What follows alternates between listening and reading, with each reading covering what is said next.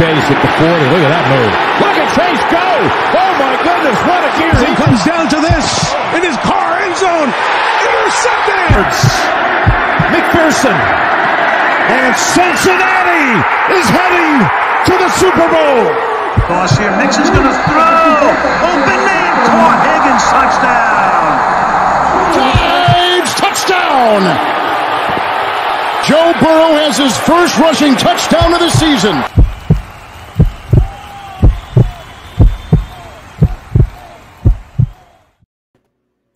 Hooday, Bengal fans. He is Maan. I am Jake. This is the Bengals Pulse, the heartbeat of our victorious Cincinnati Bengals. Maan, we have a lot to talk about tonight. It's going to be a good show. I got a lot of positive vibes.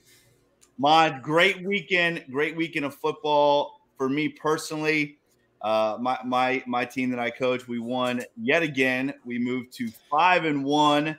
And then my Bengals win on Sunday, victory Friday, victory Sunday, my first one of the year. It was a good weekend of football. Maan, how was your week? How you doing, man?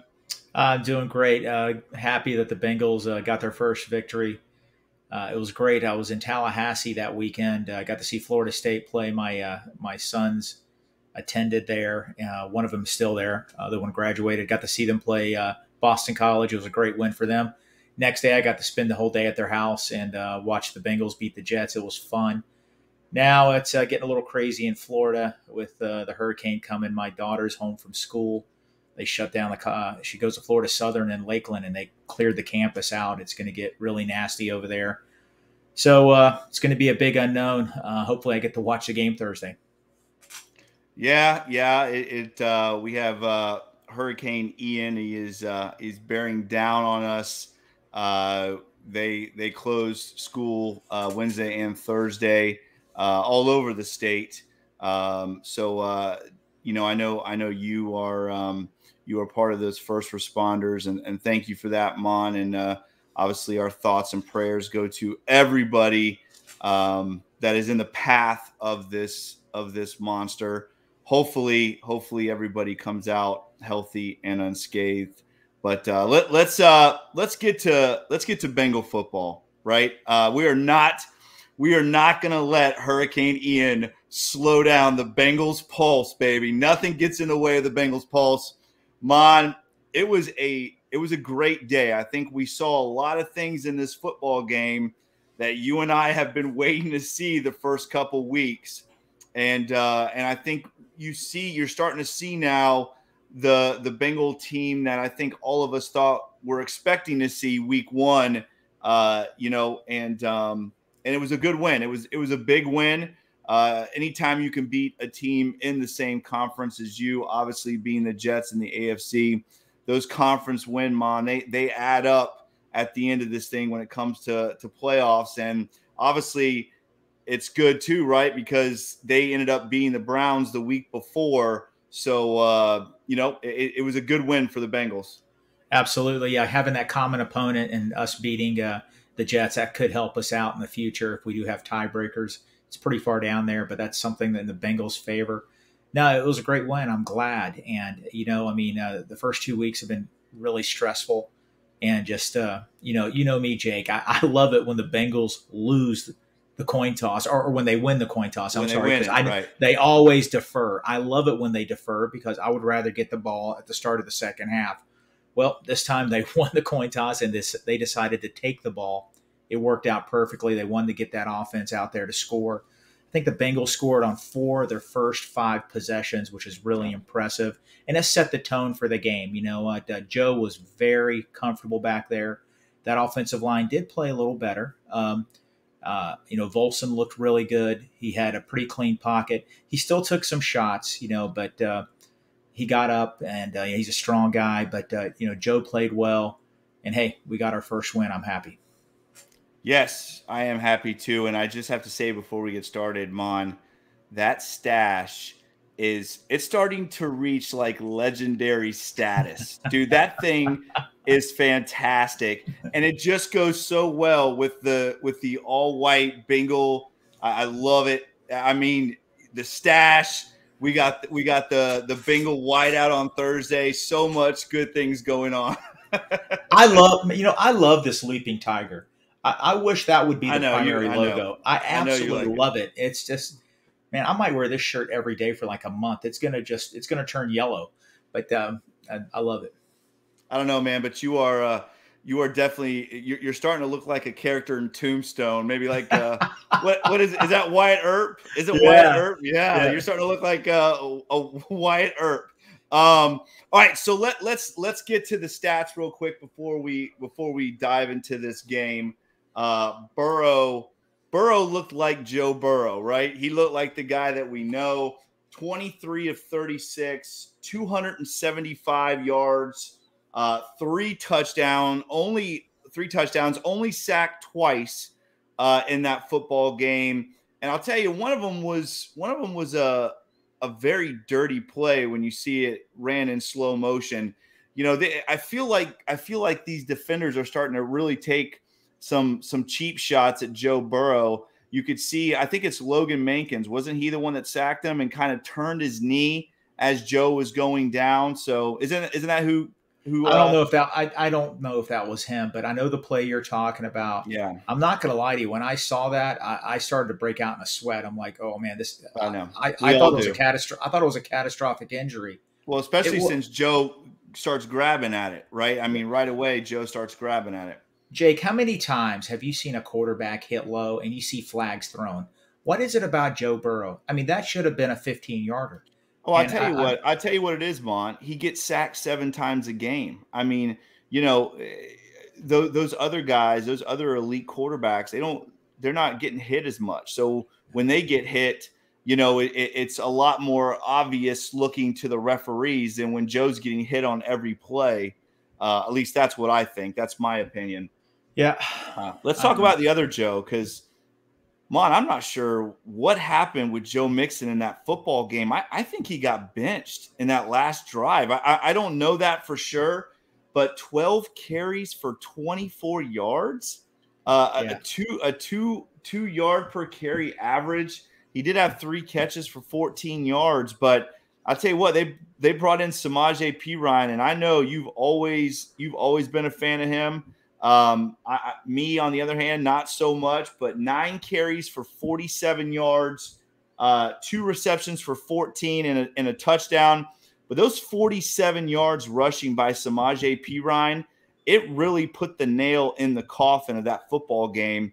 And I don't know, man. When you see a running back running behind the same offensive line, and you just get a different feel. And I just felt like Samaje Perine, I don't know. I hope Joe Mixon's okay. I'm not sure what's going on with him. You know, I think they chalked it up. He has a nagging ankle injury, but you're right. The stats are the stats. 12 rushes for, I think, 24 yards. 24 total yards. Mm-hmm. Listen to this other podcast from beat writers and other Bengal fans. They brought up a couple of good points. You know, Perine and Mixon, 2 different styles. Perine's 240 pounds. He's a bowling ball. He finds a hole and hits it and goes. Okay. Mixon has that little bit of a shake and bake going, and I think that's what's hurting him. He's trying to do a couple shake and bake moves here, trying to get a 90-yard run, hit the hole, and get 5 or 6 yards. How many of those, if people on Twitter, I saw it on Spaces also, they were talking about it. Some of the Bengal fans, they cut up the All-22 film. You could see gaping holes that Mixon could have ran through, but instead he totally missed it. He ran into the pile. One would have been a touchdown, and I just don't know if his vision, maybe he's trying to do too much. But Perine, he sees it, goes, hey, how many times he hit somebody, it's like a 2-yard gain. Well, he pushed him for another 3 yards. He ended up being a 5-yard gain. I've always been a fan of Perine. You're right. Remember, he started at Oklahoma. He was a starter. Mixon was his backup. On a loaded running back roster, right? I mean, right. And I'll tell you from a coaching standpoint, you know, every week we work on run fits, and it's not it's for the running backs to understand maybe where the hole is going to be created, especially when you're running like a wide zone or an inside zone, which we run as well, and the Bengals run it as well. And, you really have to work on those run fits and understand that, where the possible cutbacks are going to be. I don't know. Joe Mixon is not seeing them. And like you said, if you're not seeing your run fits, then what all coaches tell running backs, just hit it somewhere and get north and south. If you're not feeling the run fits, hit it and go north and south, because the way zone schemes are blocked, there is going to be gaps in those run fits. And I think that's where you saw Samaje Perine. He was, even whether or not he was seeing the run fits, he was hitting the gaps and getting 4 or 5 yards a pop. I mean, it looked like a totally different offense when Samaje Perine was in the game. But let's talk about our receivers. Tyler Boyd, man, I tell you what, out of all of our receivers, he's the toughest to me. I mean, how many times, Mon, have we seen this guy come over the middle, catch a football, take a wicked shot, stay on his feet, and create a big chunk play? He did that for 56-yard touchdown on Sunday, 4 catches, 105 yards. T. Higgins, 5 catches for 93 yards, Mon. And let's give him that touchdown, because that's one of the worst calls that I have seen in years. That's just as bad as the Logan Wilson holding call in the Super Bowl. T. Higgins gets both feet down. In every definition of the book, that is a touchdown. But what an incredible catch and getting your feet down. I know Chad Johnson tweeted, he said something like, I'm not gonna say this exactly the way he wrote it, but he said something like, now we all know who the best 85 is, because I can't do anything like what T. Higgins just did. That was an incredible play. Again, how many T. Higgins touchdowns are they going to take away from the guy? Jamar Chase, 6 catches, 29 yards, but did have a big touchdown. And again, another terrible call. They called that a fumble. Mon, he never had control of that football. Again, just another piss poor call by these referees. And it just feels like every week the Bengals are getting these ridiculous calls. I mean, both plays challenged, both plays not reversed. It's insane, Mon. Yeah, I agree with you. I thought they were poor. The Higgins, that should have been a catch, but I guess the NFL is emphasizing, his heel would have been out. I don't know. It's the stupidest stupid interpretation of a rule. Listen, stupid. If he was on the sideline and did that, that would have been a catch. Just because he's at the back of the end zone, they're saying, well, his heel would have come down. Listen, it was a catch. Luckily, it didn't cost us, during the game. Listen, the Boyd thing, Tyler Boyd should feast. Let's face it, teams are taken away. They're emphasizing a lot of their defense for Jamar Chase not to burn them. Same thing with T. Higgins. Boyd should get 5, 6, 7 catches a game.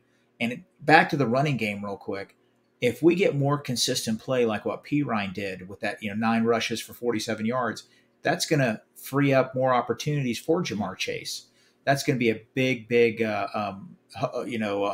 more opportunities for him. I'm glad Chase scored a touchdown, because I sense he's getting a little frustrated.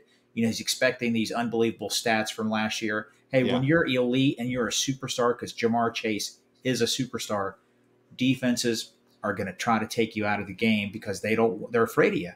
So in a way, it's sort of a badge of honor. But Tyler Boyd, you're right. He is tough as nails. I love him to death. That when he bounced off that defender, it reminded me of the play last year in Pittsburgh. Yes, Pittsburgh tried to blow him up. That's exactly what I thought too. Yeah. Yeah, that dude is something else. And Higgins, listen, whatever it takes, Mike Brown, Katie Blackburn, keep those 3 guys together. Just make it work. Do something. Sell more T-shirts. Do whatever you got to do. Get the money and keep those guys in Cincinnati. Well, Mom, we talked about it, right? That's part of the whole Paycor thing. The Browns are not dumb. They understand T. Higgins, Jamar Chase. Mom, we've talked about it on this pod for the last 2 months. Jamar Chase, T. Higgins, Logan Wilson and Joe Burrow are going to be Bengals for a long time. I'm telling you right now, with those four guys, it's going to be over $100 million a year, but all four of them absolutely worth it. We see, let's go right to the defense. Logan Wilson, Mon, the guy is elite. You know, dropping into that cover two coverage as a linebacker is extremely difficult. I don't think people understand how hard it is in that cover two scheme to drop like he did. It reminded me of Derek Brooks. You remember when Derek Brooks played for the Tampa Bay Buccaneers? That's who Logan Wilson reminds me of. I see a lot of Derek Brooks in him. That's a very hard play that Logan Wilson made, and he made it look easy. I mean, the guy played safety pretty much his entire life, but I mean, he caught that football like a wide receiver. A big play, a big interception. He finished with 7 tackles. Let's talk about Akeem Davis-Gaither, right? His breakout game. We talked about this on the pod before the season started. Who else is going to step up in that linebacker room? Akeem Davis-Gaither, man. He looks the part. He played great on Sunday. Makes me feel a lot better about that linebacking room. And I think we're going to see a lot more of Akeem Davis-Gaither. He's just an incredible athlete. Monty had 13 tackles, but it felt like he was making every single play on defense. And then you had Bell with 8 tackles, Hilton also with 8 tackles, Jesse Bates with 3 tackles, and the tipped interception at the end of the game there. And let's talk about the best spent money that you could possibly imagine. Trey Hendricksonmon. I don't understand why this man does not get more love in the NFL. He is one of the top 5 pass rushers in the NFL by far. Now, I'm not going to say he's won or anything crazy like that. He's not. He is a top 5 elite pass rusher. 4 tackles, 2.5 sacks, 3 forced fumbles, all 3 recovered by the Bengals. BJ Hill with 4 tackles. 2 of those fumble recoveries came from BJ Hill. Again, what an incredible trade, Mon. What an incredible trade that you trade Billy Price and get BJ Hill. That's just insane. A half sack for BJ Hill. And our man Sample with a sack as well, Mon. Talk about that defense. What do you think? Jake, it's just smiles to me. You're talking so well about the defense. It's amazing. I love it. No, listen, about Logan Wilson, the range he showed, I think he ran over 25 yards. He was faking a blitz on that interception. Next thing you know, he runs back 20, 25 yards and picks off that ball. You are absolutely right. Elite talent. Gaither, listen, no knock against Jermaine Pratt. I love Jermaine Pratt. But with Gaither and Wilson out there, they are unbelievable. They are big-time athletes. It helps our defense tremendously. And listen, this Thursday night, we're playing a team that's loaded with speed players. We're going to need them out there to have big games. Gaither, I've always been high on. I hope he stays healthy.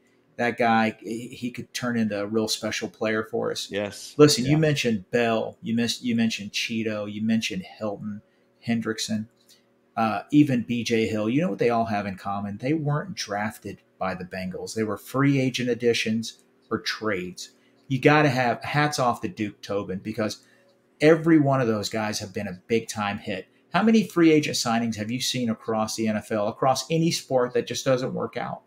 Oh yeah. The Bengals Bell, we've seen it with the Bengals for the last 2 decades. Absolutely. You know what I'm saying? I'll throw Eli Apple in there. Yeah, he's had some rough moments, but he's had more positive than rough. He played a good game.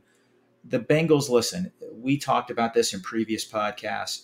They had a string of 3 or 4 drafts that were really poor. The Bengals had to go out and become active in free agency to make up for that. And guess what? They hit the gold mine. They really did a good job. Listen, our defense, I'm a big fan. 20 straight drives without a TD. It's pretty impressive. Ooh, very impressive. You harped on it last week. We harped on it. yeah, we wanted some more sacks. We wanted some more turnovers. We got them this week. I hope that trend continues. But listen, I think our defense, they're going to keep us in a lot of games. Our offense is improving. Look out when, they start to gel on the offensive side a little bit more consistency over there. They might have to pick up the defense a couple times. The defense might have some rough games, so hopefully our offense can pick us up. But last week, that defense really put the offense in position to score some points and win that game. Mon, I want to go back because you made an incredible point a couple minutes ago, and this doesn't happen very often. So I want to make sure that I pointed out. It's the mustache. It's the mustache. It's the stash. And the vitamins. Yeah. By the way, did you take your medicine? Alexa's off. It's all good. Okay, Alexa's off. Okay, but you took your medicine, right? Yes. Okay. Let's go back to a very good point you made because I don't think people really understand outside of the Bengals circle. But think about the free agency periods that we've had the last 3 or 4 years. You said it before. I mean, this football team has hit on almost every single free agent. And when I say hit, I mean DJ Reader, BJ Hill, right?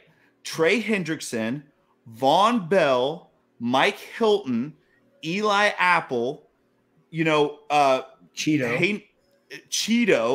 Yeah. Hayden Hurst is a guy that we could see having, he could have a big year for us. That offensive line maybe starting to gel. I mean, it is even a guy like Trey Flowers. I mean, it is a hit after hit after hit. And we've talked about it for the last decade, Mon, before this podcast was birthed, but you and I talk about it every year. You don't have to go out and just throw around a bunch of money. The Bengals don't do that. They're very smart with what they do, but they're also very good at looking at a player, breaking them down, not just as a player is talented, but how he fits in the scheme of what the Bengals are trying to do. And like you said, hats off to Duke Tobin and the rest of that front office, because I mean, free agency has been a gold mine for our Bengals. It's unreal. Naming DJ Reader is the best nose tackle in football, Mon. Trey Hendrickson is a top 5 pass rusher, elite. Cheeto is a top 5 corner in this league. And I'm going to tell you right now, Von Bell is one of the most underrated safeties in the NFL. I mean, hit after hit after hit. This front office has done an incredible job of evaluating talent in free agency. Unbelievable. I agree 100%. You are right. And you know what? Duke Tobin and his staff did an amazing job, and we have to give him credit for that. We really have to give him credit for it. And think about, let's go back to that draft 2 years ago. Think about that draft. Now, I know Jackson Carman, we won't talk about Jackson Carman, but think about that draft, Mon. T. Higgins, Logan Wilson, Akeem Davis Gaither. Now, again, we don't know how he's going to pan out, but it looked like on Sunday he belongs in the NFL. Evan McPherson, I mean, what a home run. That is a home run draft. A number 1 receiver, an elite linebacker, the second best kicker in the NFL right now. What a home run of a draft. Again, Duke Tobin and that front office. What can you say? I mean, Jake, you mentioned a player a few minutes ago that really flashed against the Jets. I think he's going to have a very, very good career for us. He was in that draft, in that sample. Cam Sample. Tulane. Yeah, Cam Sample is going to be a player for us. He's going to be a dude. He looked really good the other day. I forgot he was in that draft too, wasn't he? Yes, he was. He did really well. He's flashed. Listen, Gaither last year was playing lights out, playing really well. Then he had that Liz Frank issue. He was out. He only played 7 games. He missed the rest of the season. He was trending up in the right direction. So this is a continuation of that. he's a keeper. He's going to be a keeper. And you're right. Listen, great free agent additions, solid drafts. We're going to be relevant for years. Listen, that's why we went to a Super Bowl. Okay. Yeah. Joe Burrow, all these great players. And listen, our window is going to be open for a while. It really is. Well, and let's talk about the free agency thing real quick. I mean, when you have, I know I'm a homer, but when you have the best quarterback in the NFL, Mon, it's very easy to get players to come to Cincinnati. I hear right? You. I hear you. Yeah, you're right. Let's talk about Money Mac. He was 2 of 3. That was that missed field goal. That could have been a big miss, and that's I don't know. I'm not sure if he's maybe going through a little bit of a sophomore slump. Listen, the guy is he's an elite kicker. And I'm not worried about him. I don't want it to come across like I'm panicking about Evan McPherson. But I definitely maybe a little bit of a sophomore slump here in the beginning of the year. Let's go to the injury list. Obviously, the big one, DJ Reader. We just talked about him. I mean, again, the guy he's a difference maker on defense. And those guys in the trenches, they don't get a lot of love. But DJ Reader might be the best player on our defense. And, obviously could have been a lot worse. I'm glad he's not out for the year, but it's, we got a couple of big games coming up here, and we are going to miss Mr. DJ Reader. Yeah, we are. That was brutal. I was worried that it was a catastrophic injury, but he was smiling on the sideline. Some of the comments in the locker room after the game, if you saw that brief clip where Zach Taylor was giving out game balls, you could see DJ Reader in the background smiling. He didn't look like somebody that was, depressed or, I heard reports 4 weeks. I don't know. I'm 4 to 6 weeks. Hopefully he does come back maybe after the bye. The team needs him. He is so important. Yeah, he's not going to give you 10 sacks a year. That's not his game. But listen, teams don't run against us. They don't. He is unblockable. He's the best nose tackle in football. I don't care what anybody says. Absolutely. I'll die on that hill. He is the best nose tackle in football. Listen, there's a drop-off. When you have somebody that good, there's a drop-off. But I believe in some of our reserves. Tapau is a capable backup. Listen, it's going to take more than one player to make up that difference. They're going to have to call somebody up. Maybe the gentleman, the Jay Tufeli that we got from the Jaguars can come in. He's more of a Geno Atkins type. I'm not saying he's Geno Atkins, but he's not a true run stuffer. So I wouldn't be surprised if they go get somebody. Maybe they bring in Shelvin from the practice squad, or the other gentleman. I forgot his name. He's number 72 in preseason. He's on the practice squad. They really liked him. He was in the XFL or USFL this year.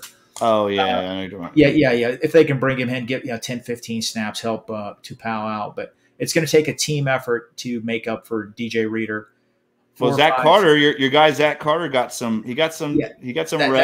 That's true. But I'm looking at people like Reader's about 330, 335. Yeah. Well, we need a bigger body in there. We need a bigger body, right? Yeah, absolutely. So it'll be a team effort there. But that defensive line, listen, they I know they only got 4 sacks. It could have been a lot more. But Trey Hendrickson, listen, man, that guy, he took over that game. He absolutely took over the game. BJ Hill did really well. Sam Hubbard, he's good against the run, good quality pressures. We have a good defensive line. I'm so impressed with that defense, and we just got to keep it up. Well, let's talk about a couple of takeaways from the game.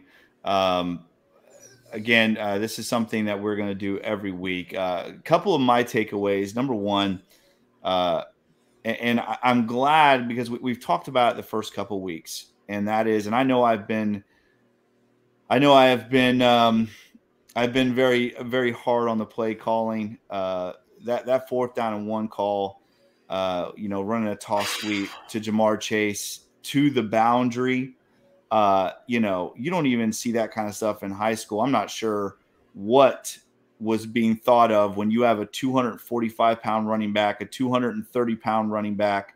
Running a toss sweep to the boundary is not a good play call. We definitely the play calling was much better, and he burned a timeout. He burned a timeout. And he burned a timeout to call that play.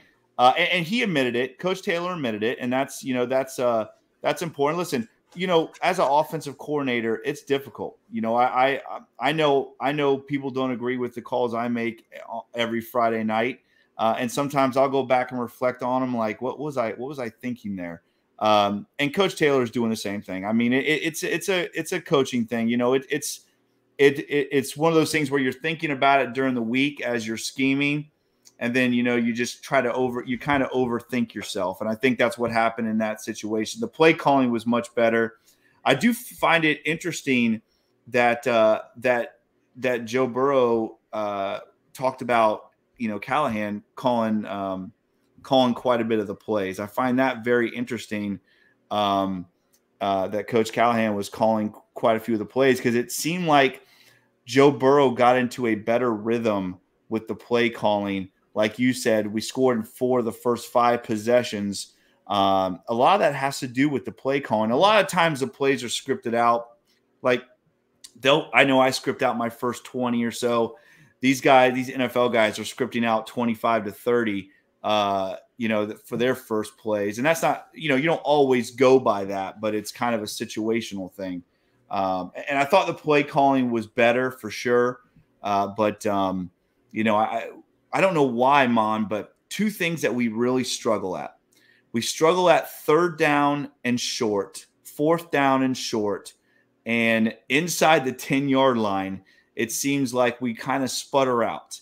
Got to get better in those situational things. But what I want to talk about is the defense. And, you and I always go back and forth, offense, defense, offense, defense. You're the defense, I'm the offense. We always go back and forth every Sunday. And, we make jokes about it all the time. You guys, I thought it was funny. You guys were doing this cracked me up. Was it our buddy Eric that talked about doing Bengal bingo on Sunday? Yeah. Because I guess I say like 5 or 6 of the, you listed them, but I say like 5 or the 6 same things every Sunday. And I feel like I do, like when you wrote that in the text message, I read it, I was like, oh my God, I do that every Sunday. and sure enough, the game kicks off. And I mean, the first 5 minutes, Eric yells bingo or something. I can't remember what it was, but yeah, it was our buddy Eric. It was funny with the Bengal bingo, but we go back and forth, offense, defense, offense, defense. I'm not a I told you so. But when your offense is struggling, it doesn't matter how good your defense is playing. They have to create turnovers and they have to get pressure. I've said that the first 2 weeks of this season, and I wasn't blaming the defense for our losses because the offense played very poorly for sure. But this is a team game, and all 3 phases have to coincide. You have to play complementary football. And the Bengals won the way they won in that big point fashion is because the defense made plays. And you look at the defense and what they did, 5 turnovers on defense and 4 sacks. That is what you have to win at any level of football. Your defense can stop guys, but they have to make plays as well. And how you make plays is you get pressure on the quarterback and you create turnovers. The defense played that way on Sunday, and that's one of the reasons why we went to the Super Bowl last year, Mon, because of the way the defense created turnovers and put pressure on the quarterback in the playoffs. Listen, I agree with you. Complementary football is the key. If one group is struggling, hopefully the other group's having a special day that can pick them up and help them. But the first 2 weeks of this season, let's face it, the offense, it's arguably one of the worst stretches in Zach Taylor's regime when it comes to offense. It was really, really poor. And the defense pretty much had to be almost mistake-free to compensate for that. And they didn't get the turnovers. I get it. They had their issues. But, yeah, they played complimentary football against the Jets. The offense improved. 4 of the first 5 drives, they scored. But yeah, the defense got those turnovers and helped them out. I'm a big fan of the defense. And listen, like I said, I'm not trying to nitpick here, but there's some things on defense they need to improve on. Okay. For example, I'm sick and tired of a team having 3rd and 12, 3rd and 10, and they convert. I think the Jets converted 7 third downs on this during the game, and they weren't short. They were like, one was like 14 yards, one was for 12 yards. That just drives me bonkers when that happens, because that would have been another possession for our offense. But hey, like I said, I'm just splitting hairs. The defense has not, like I said last week, they're the least of our worries, okay? And we just got to get that offense back to last year's level. We have to. You know, they're getting there. They're getting there. That offensive line is playing a little better. It helps when you don't play a Micah Parsons and you don't play a TJ Watt, because, you know, I'm not bashing Lawson, but he ain't those guys.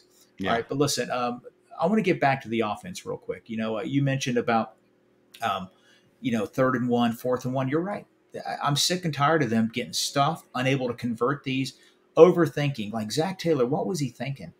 I mean, he did come out and come clean and say, hey, maybe I should have done this. I should have done that. You hit it right on the head. You have P. Ryan, 245 pounds. He could get a yard. He can get a yard just falling forward. But here's another thing that gets me. I'm sick and tired of going on first down, running the ball for a yard. And then next thing you know, it's 2nd and 9. How many times have you seen it this year? 2nd and 9, 2nd and 8, 2nd and 7. I mean, that limits your playbook right there. Okay. I feel like we run almost every first down. Right. I really do. I feel like that. We talked about Joe Mixon, 12 carries for 24 yards. What if that was 12 carries for 62 yards?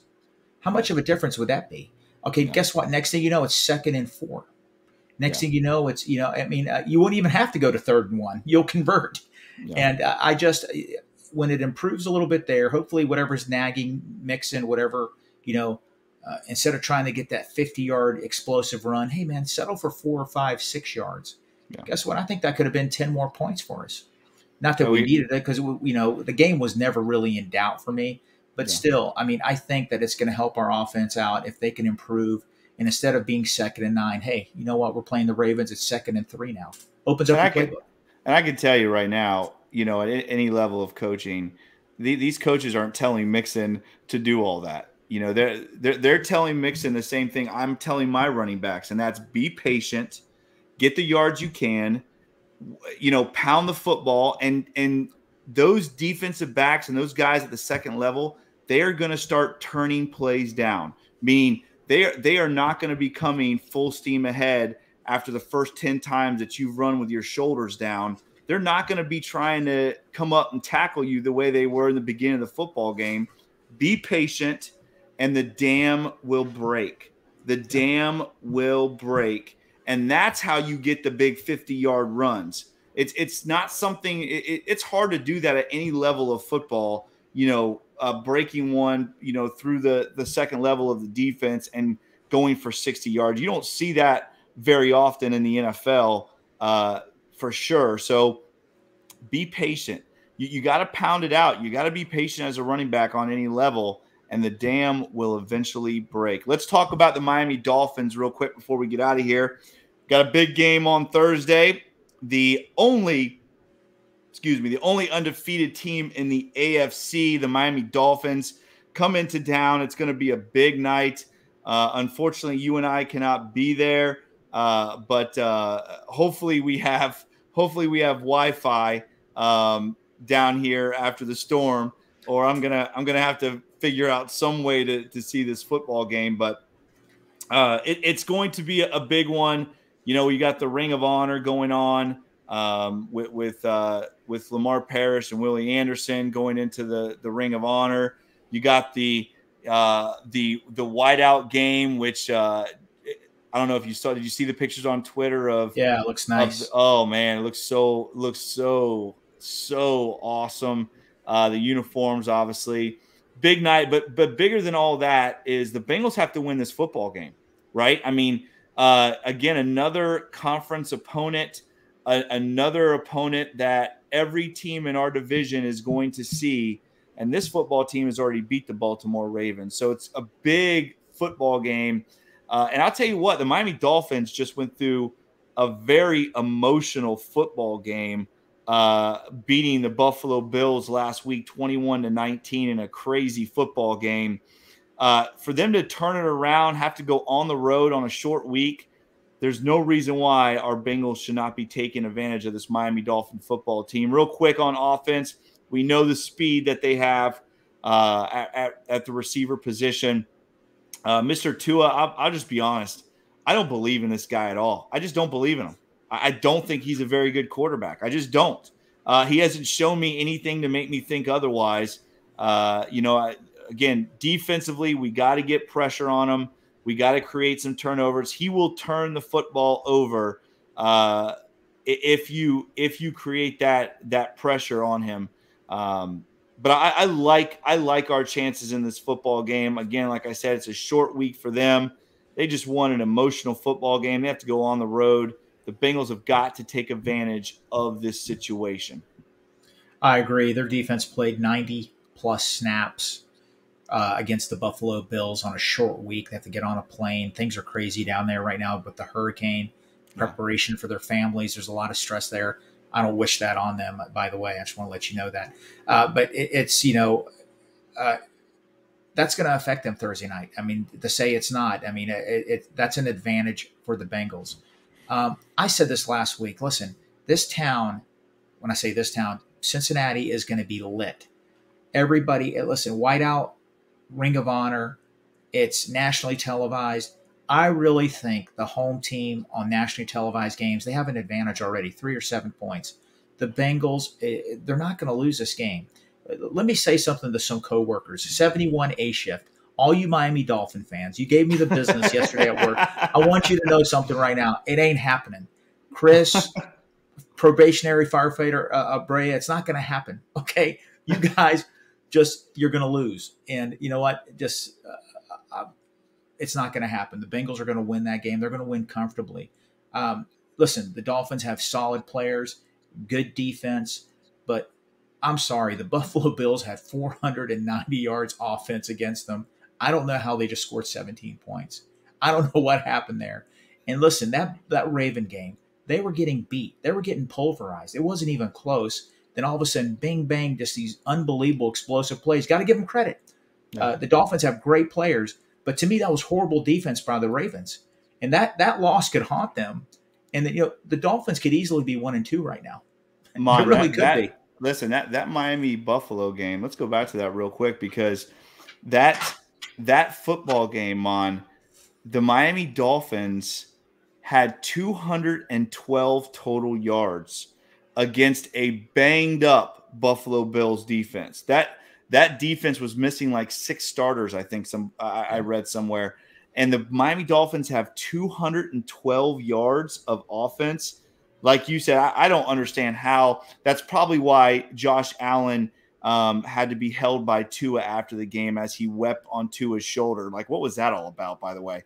But as he's weeping on Tua's shoulder, he's probably weeping thinking, how did I just lose to this team?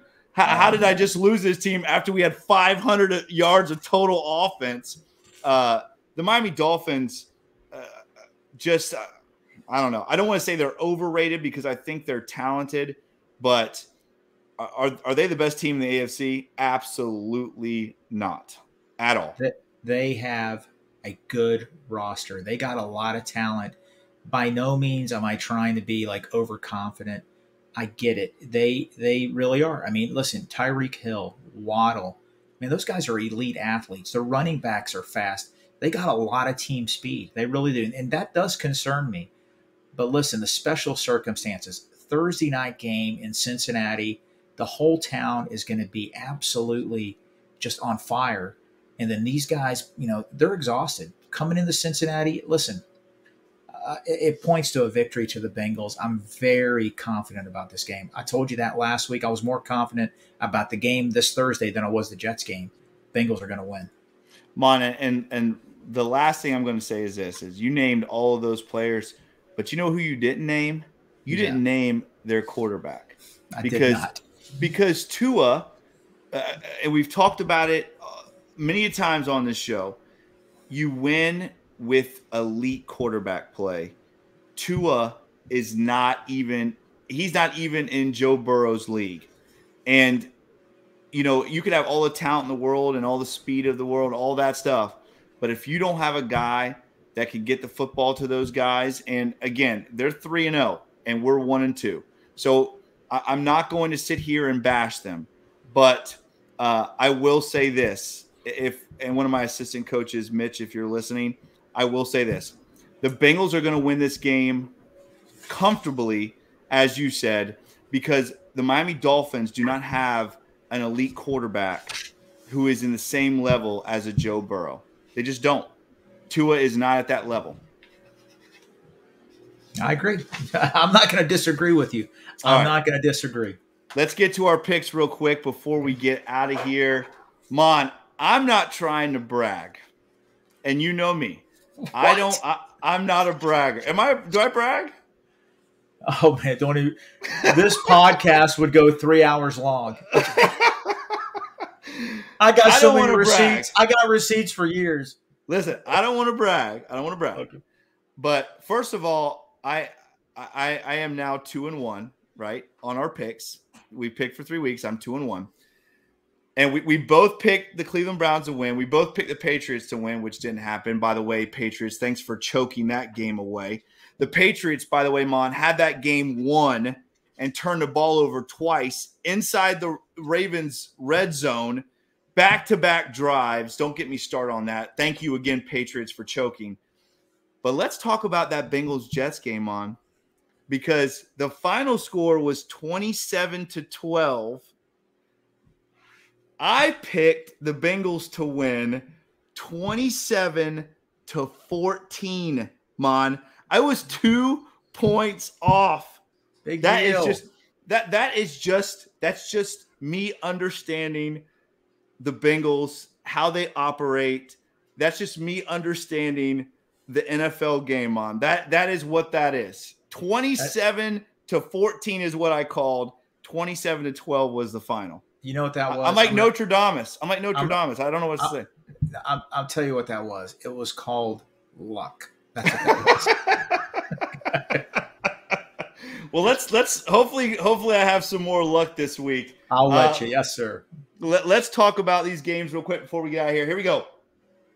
Mon, Browns, Falcons, in just a game that absolutely seems like I would rather watch paint dry than to watch this fiasco. Browns, Falcons, Mon, who do you have? I got the home team winning 24-21, Atlanta over the Browns 24-21. You do not. Are you serious? I do. I have the Falcons winning 24-21 over the Cleveland Browns.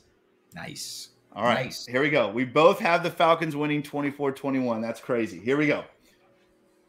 The Jets bounce back game against the absolute worst team in our division and one of the worst teams in the AFC, the Pittsburgh Steelers. Mon, who do you got, Jets or Steelers? Is it in Pittsburgh? I don't know. I'm not sure. For me, it doesn't even matter. It doesn't even matter. The game is, I'm looking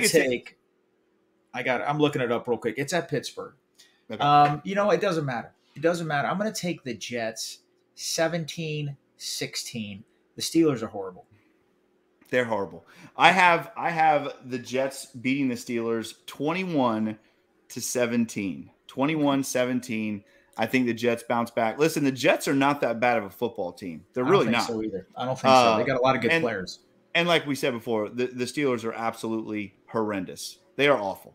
I'm still embarrassed that we lost to them. That's one of the most embarrassing losses that we have had in years. 5 turnovers, Yeah, 5 turnovers. Here we go. Bills, Ravens. Good football game here, Mon. Who do you have? Okay, you mentioned something a few minutes ago. The Bills had 6 starters. They're a beat-up team. Micah Hyde, losing him is huge. That could alter their season. It really could.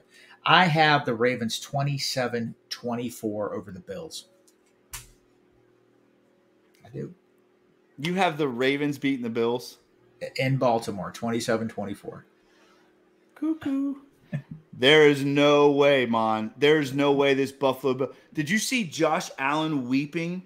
I mean, he had to be held by Tua. Tua had to hold him ever so gently to comfort poor Josh Allen, after playing so horribly, I don't see Josh Allen playing that bad again. I think they have a bounce back game, and I don't think the Ravens are that good, Mon. I don't think they're as good as you think they are.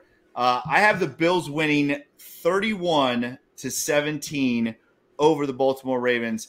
And real quick, before we pick the Bengals game, I just got to say this. For all of you Justin Herbert fans out there, what in the world did I watch on Sunday, Mon, when the Jacksonville Jaguars go into LA and absolutely destroy the LA Chargers? That was a great moment, Mon, because as I've said many times on this show, for all you Justin Herbert fans out there, he is not a winner. He is not a winner. He's got a great arm. He's got elite physical talent. He is not a winner. He is never going to win in this league, Mon. He's not. I've said it since he was drafted. He's not a winner. Jake, I don't agree. I know they lost. I think the Jaguars are a lot better than people think. But listen, you can't ignore Herbert is hurt. He's playing through pain. Boo-hoo. Listen, he's going to be a fine player. But listen, they're ravaged by injuries too. They got some serious issues. Slater's gone for the year. Their cornerback they signed in the offseason isn't recovering. Hey, man, you know what? I don't think they're going to be the threat everybody expected them to be. Listen, Justin Herbert was healthy last year, Mon. He couldn't beat the Raiders in a must-win game. Mon, he is not a winner. He is not a winner. He is not in Joe Burrow's league. I don't ever want to hear Justin Herbert's name in the same sentence as Joe Burrow ever again from anybody. I hope I don't want Herbert over Burrow. I want Burrow to be my quarterback. I'm not trying to compare the two. I'm glad we got Burrow, but Justin Herbert is going to be a good NFL player. Don't put that Don't do this. Don't do it. I am. Justin Herbert's going to be a good player. Okay, I got you. Going out there. I think he's beat up, but listen, I much rather have Joe Burrow, and I'm glad the Bengals picked him. All right, here we go. I'll leave it at that. Here we go. The big game, on Bengals-Dolphins. Thursday night football. Ring of Honor. The whiteout. Who you got, Mon? I got our guys. I got the Cincinnati Bengals winning this game 34-21 with a defensive score. The Bengals defense will score 7 points, and they win this game 34-21. We are close. We are really close. I have the Bengals beating the Dolphins 31-20.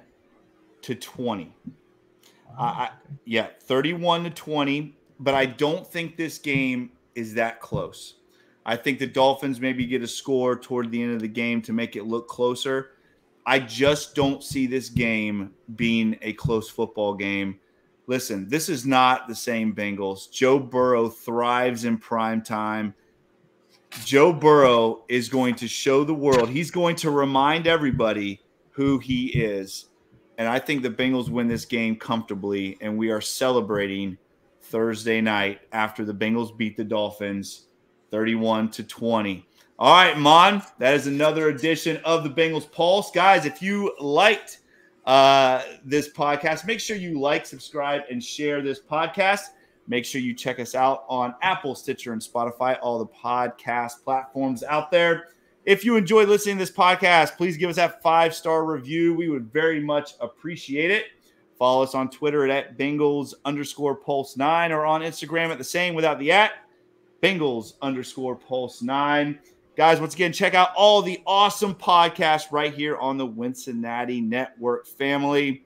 Again, Mon, my thoughts and prayers do go out for everybody. This is something, living in Florida, hurricanes are like rocket launches out here. It's something that you just kind of get used to, but it's something you should never take lightly.